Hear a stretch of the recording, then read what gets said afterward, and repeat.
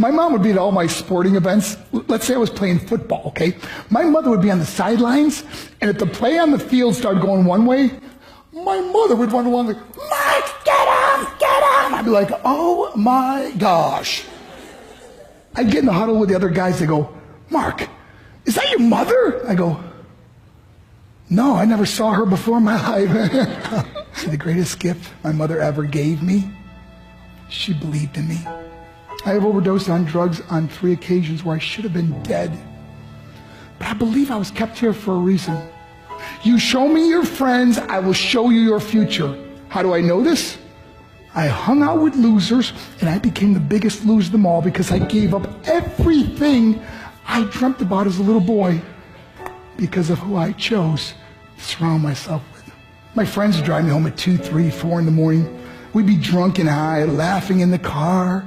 We'd pull up in front of my house in New York. They go, Mark, the light's on. I go, oh man, my mother's up. See, my mom wouldn't go to bed until she knew her son was still alive.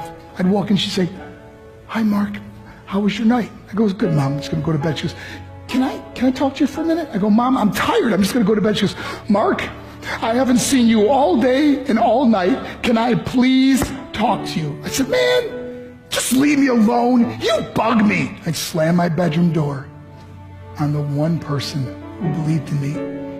I was on a worldwide tour and we were wrestling overseas in Japan. After my wrestling match, I went upstairs in my hotel room and I fell asleep.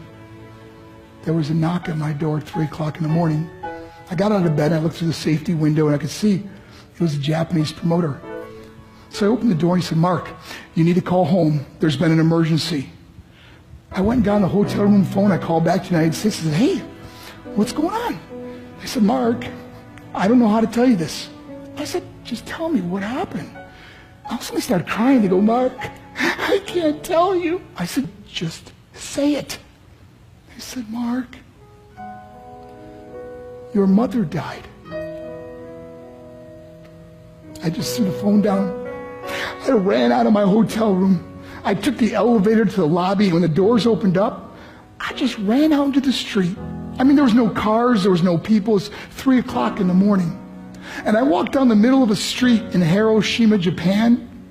And I remember looking up and just saying, Mom, I am so sorry. I flew home for her funeral.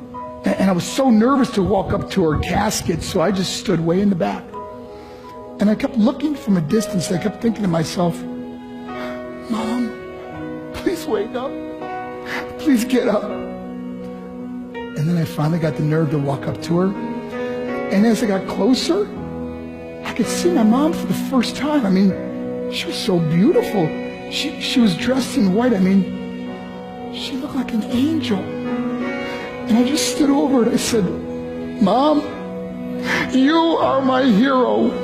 Everything I am, everything I hope to be was because of you. You loved me so much. You gave me a life. You're the only one that ever believed in me. How did I repay her?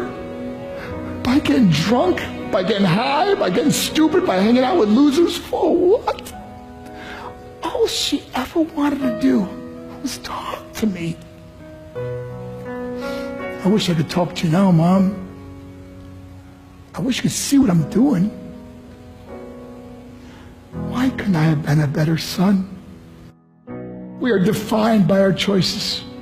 But if you surround yourself with people involved in drugs and alcohol and pills, it's a dead end. I'm not here to preach to you. I'm here to tell you I lived that life. It leads to broken hearts, broken relationships, broken dreams, and death. For what? To get high? If you have a mother or a father, when you go home, tell them how much you love them. See, my whole life was about being rich and famous. I had to be a millionaire. I had to win the race. I had to win the race at the expense of my marriage, my family, my friends. For what? To be all alone in the world? I learned what is truly important, and that is how precious this gift of life is, and our families, and how quickly it can be taken away.